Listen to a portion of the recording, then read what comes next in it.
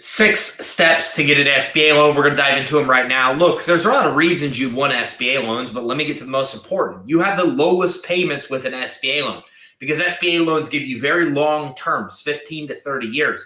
They give you very low interest. So this combination of long-term low interest gives you the smallest payments. It allows you to borrow the most money at the most affordable payment that you can get. But as much as people want SBA loans, it's also where we have the greatest amount of denials. If we look at all the loans, the credit cards, the credit lines that business owners apply for, SBA has the largest denial percentage of all of them.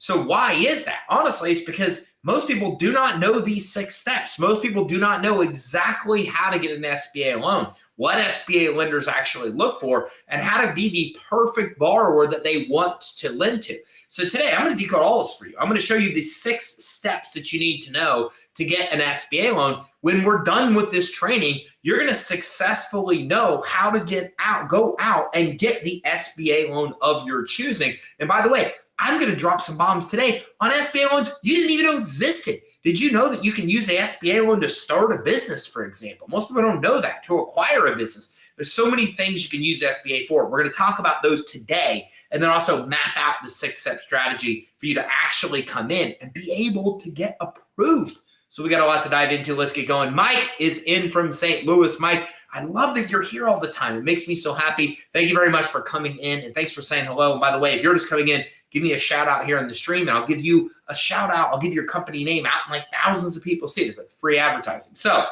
let's talk about SBA loans.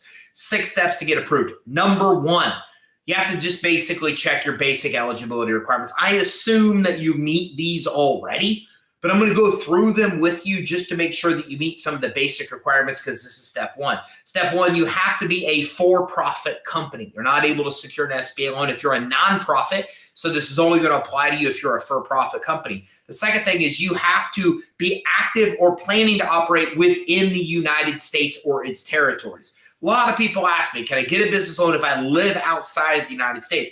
The key is you have to have a business operating in the United States. Your business entity has to be in the United States to secure a lot of kind of loans, especially SBA. And you have to have equity invested in the business yourself. More than likely, you probably bootstrap the business to start. So you probably have your own money in, and if nothing else, sweat equity in. But these are the 3 basic requirements that you must meet to even be considered for an SBA loan. So step 1, make sure you meet those. You're for profit. You're actually operating in the United States and that you have equity invested into the actual company. And Stacy's in the house from Michigan. Stacy Smith, thanks for coming in and saying hello. And Andre is in the house as well. What's up, my guy? Dynasty Bully Kennel. I love that. That is school. Dynasty Bully Kennel. Andre, I'm interested. Where are you out of? If you don't mind typing it in the chat. So step 2, step 1 should be easy for us. Step 2, we've got to select the right SBA loan program. And by the way, Seth is in the house from Heavy LLC, Lakewood, Colorado,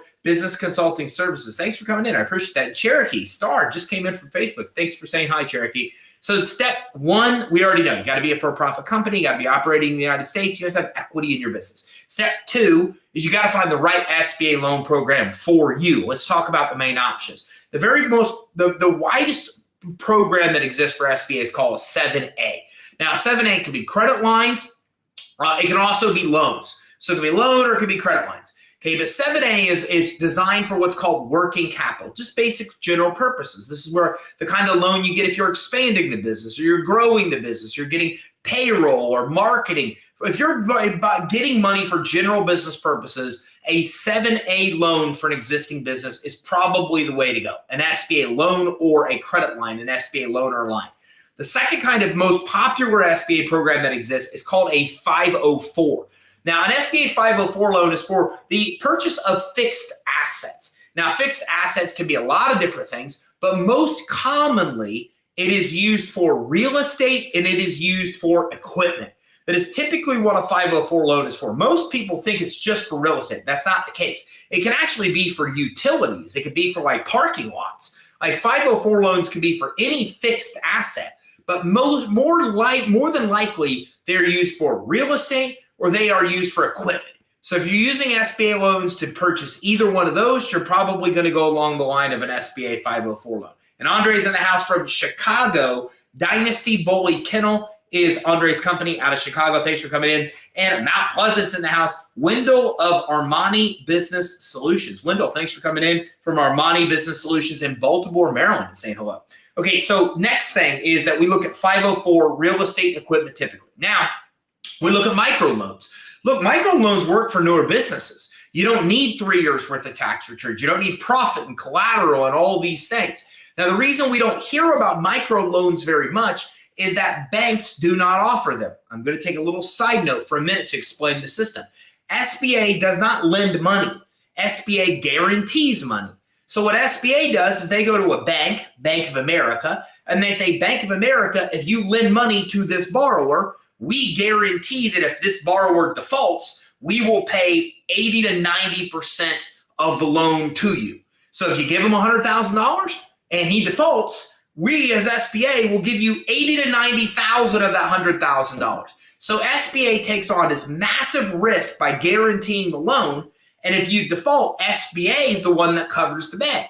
This is what allows big banks to lend money. That's how SBA loans exist. Otherwise, big banks wouldn't lend us. But here's the thing. Big banks don't make money on small loans. So when we look at micro loans, by definition, they're less than $50,000. So these banks say, we don't make enough money on $50,000 and less loans. We're not going to offer them. So that's why you don't know about microloans, because they're offered through SBA subsidiaries. Now, you can easily go to Google and type in SBA microloan subsidiaries or SBA microloans and find a list on SBA's site based on your state of subsidiaries that will offer this to you. Try to say subsidiaries 3 times real fast. I guess I can do this. Subsidiaries. It seems like a hard word to pronounce. I'm having a hard time. So these SBA subsidiaries are like non-profits in your local community. They're the ones you got to go to get microloans. But if you're launching a newer business, you could use these SBA microloans. And by the way, you can even get a startup loan through SBA if you have really strong personal financials. Like if you have really good personal financials, money in the bank, higher net worth, you can get an SBA startup loan. You can even use an SBA loan to acquire a new business. Now, the startup loans and acquisition loans are kind of different than the 7A, but just keep in mind that there's a purpose for all of those in SBA. SBA has a loan for each one of those purposes. The last category for SBA are disaster loans. And these were obviously loans that we saw a lot of during COVID, right? These are for people that suffered some kind of natural disaster. COVID was a broad example of how disaster loans helped us as business owners get money. Okay, and Teddy's in the house from Atlanta, Georgia. Thanks for coming in from New Sun LLC Transportation Company. I appreciate that, Teddy. So step 2 of this 6-step process, we have to figure out the right kind of SBA loan program. So what I mean by that is that, are we getting money for an existing business? Do we have years worth of tax returns? Are we using it just for general business purposes? 7A loan is what we need. Are we using it to purchase real estate or equipment? 504 loan is what we need. Are we using it for a startup loan less than $50K? Micro loan is what we need. Is it for some kind of disaster? Do we just get hit by a hurricane? Disaster loan is what we need. And then, of course, we have the other specialty purpose. Are we using SBA to buy an existing business or start an existing business? Those are options for us as well, especially if we have good personal financials for the SBA startup loans. Now we've made it through step 2. Let's talk about step 3. Let's look at the required documentation you're going to need for an SBA loan. Look, by knowing this, you're going to know if you can qualify now or not, just by knowing the requirements. So here's the necessary documents you're going to need. Personal background and financial statement. The background is so you can tell the lender that you have experience doing like this business. They're going to want to know, like, what was your resume? They're going to want a resume. What's your previous experience? Do you have experience in this business? They're going to ask you questions like, have you ever been convicted of a misdemeanor or a felony? And they're going to look at your LexisNexis credit report to determine that. So if there's a misdemeanor, I got caught up in this because I was like 20 years old, popping wheelies to impress a female police officer. Got arrested for like reckless driving. Didn't even think about this. Like this was like many years ago in my life, right? When I was in the Air Force. And that came back on an SBA application to bite me because it's on my LexisNexis credit report. So get a LexisNexis credit report. That's where they're going to ask you questions. What's on there? Do you have public records on there that you didn't know about? Did you have a license issued to you and that was revoked because you violated something you were supposed to do? Do you have misdemeanors and felonies on there that you need to fess up to, even if they were 30 years ago? That LexisNexis credit report's important to you because that's what SBA is using. And that's where they're going to look at this background information. Now, they're also going to want a personal financial statement. How much money do you have in the bank? How much money do you have in stocks? You own your home? How much equity is there? They're going to want to make sure that you're not like solvent personally, right? Like you're going bankrupt on the personal side. So they want to see you're at least stable financially on the personal side. That's why they're asking for a personal financial statement. And Hellcat Consultants Incorporated is in the house. Alicia, thanks for coming in from Akron, Ohio. And I appreciate you coming in and saying hello. Okay, so the next thing is that you're going to look for business financial statements. Typically, a balance sheet, like what kind of money do you have right now? What kind of cash do you have? They're going to ask for profit and loss statements, probably from last year and probably for each quarter of the year that you're actually applying. Are you making money or are you losing money? Now, SBA ultimately oftentimes decides how much money to give you based on the profits you're making. So if you're losing money every month and every year, it's going to be a problem to get an SBA loan. You might be able to get one, but it's not going to be for a lot of money because the money you're going to get, the amount, is in large part going to be based on your revenue and your profits. So if you're showing a declining revenue, if you're showing no profits, it's harder to secure an SBA loan. That's why they're asking for a balance sheet, a P&L. That's why they're asking for these business financial statements. A business license, certification, pretty basic stuff. Is your business really established? Do you have a license in the county? Do you have your entity set up, your corporation papers? That's the kind of stuff that they're going to want here. The loan application history. What other loans have you applied for? Did you get approved or denied? Do you still have those loans outstanding? Did you pay them back? Did you default? What they're looking for is, did you really default on other loans, especially SBA loans? That's a no-go. If you defaulted on an SBA loan, you're not going to get another one until you cure that. Like, it's the only chance you got. So that's why they're asking for loan history. Are the loans outstanding they don't know about for the business? Did you default on loans? That's what they care about. Did you default on an SBA loan? That's a big no-no. That's the reason that they're actually asking these questions. And L. Parker, thanks for coming in at work, listening. I appreciate you coming in and saying hello. We're not going to tell your boss that you are here. This is a safe place. I want you to know that. The next thing is your income tax returns. Now, typically, they're going to ask for personal income tax returns and business income tax returns. Again, they're trying to make sure that you as the guarantor are not like insolvent, like you're personally financially struggling. That's why they're going to ask for personal tax returns in many cases. And they're going to ask for business tax returns. Again, is your business making money or is it not?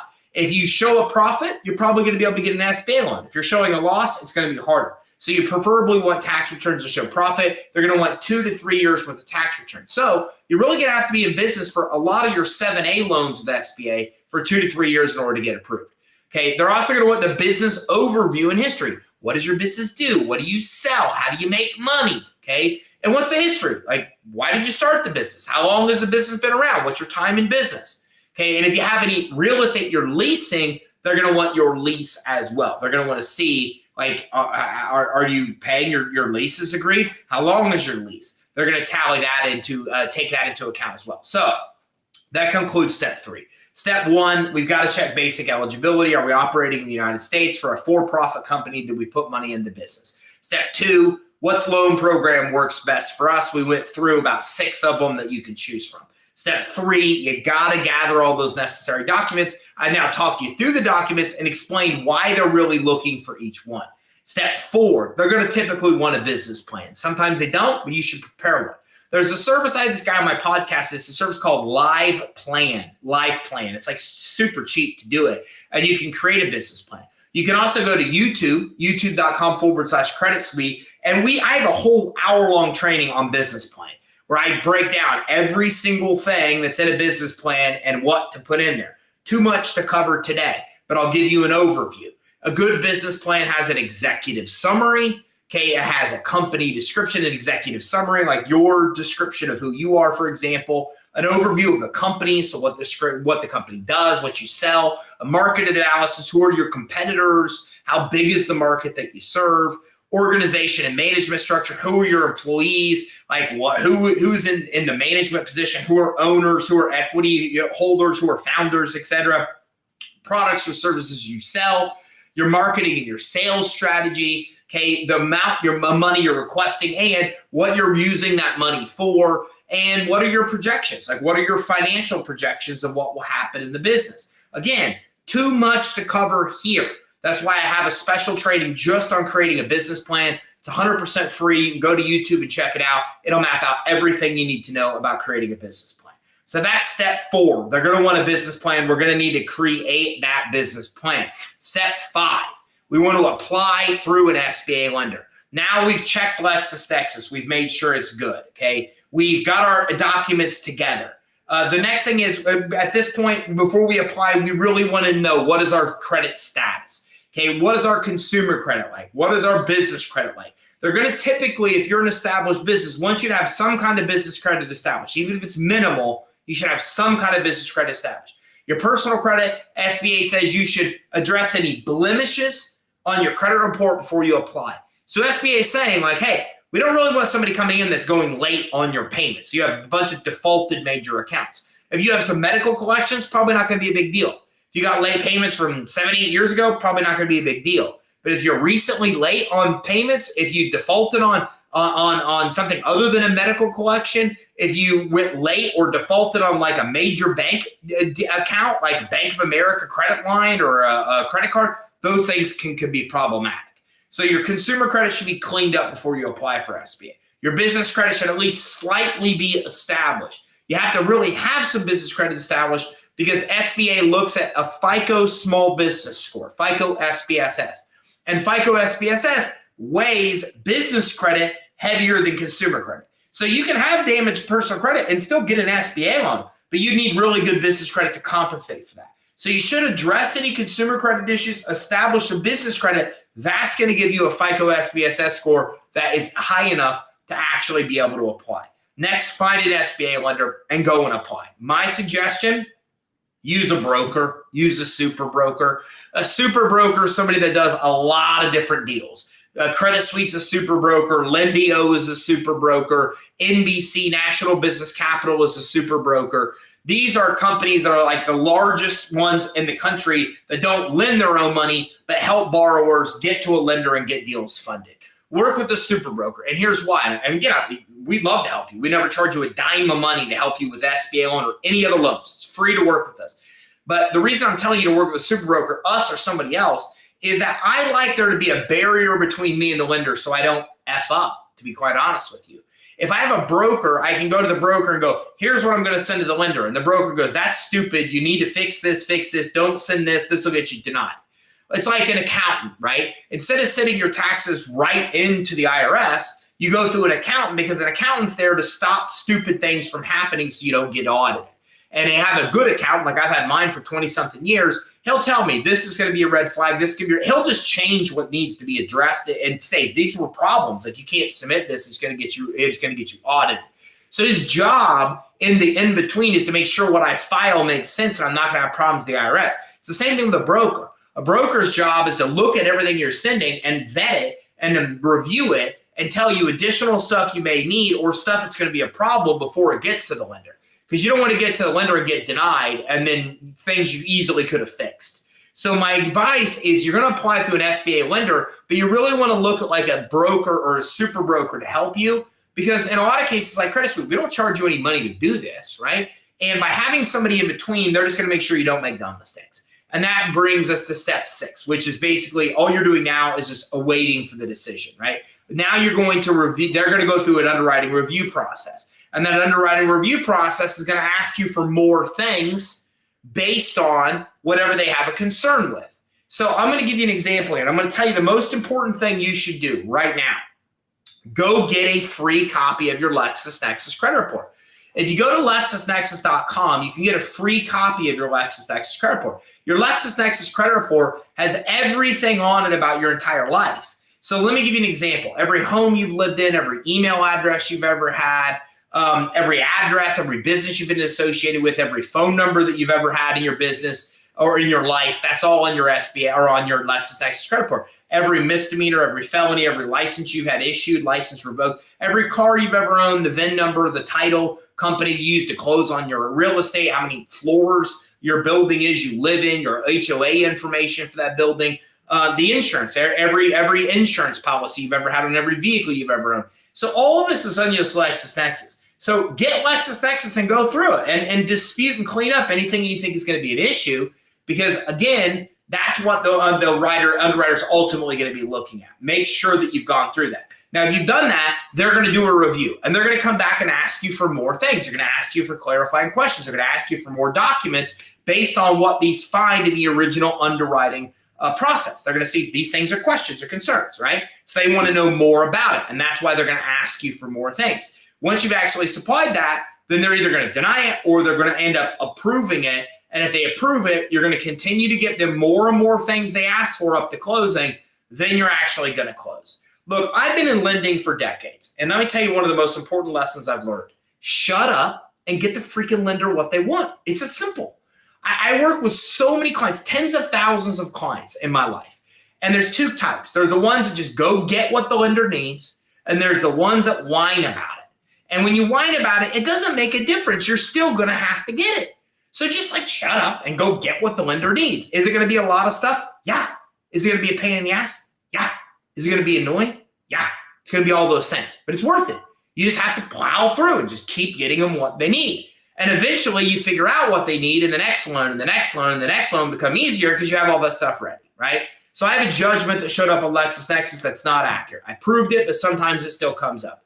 I have proof in my filing cabinet of that, and every time I apply for an SBA loan, I send proof that the judgment's fake, even though they might not ask for it. I just send it to them. And guess what? They never ask for that requirement again. That's why you need to keep getting them what they need, put it aside so you have it in the future, and don't complain about it. Because the more you complain, like they're typically going to come back and say, yeah, you complained, you're upset, don't care, you need it anyways. Now, there's an exception to this rule. You do this until there are things that you just simply cannot get the lender. Then that's the stuff you need your broker to help you overcome so you can actually get approved. And sometimes that stuff requires a little bit of work. They came in, they wanted to attach a lien on my home because I had a judgment that wasn't mine.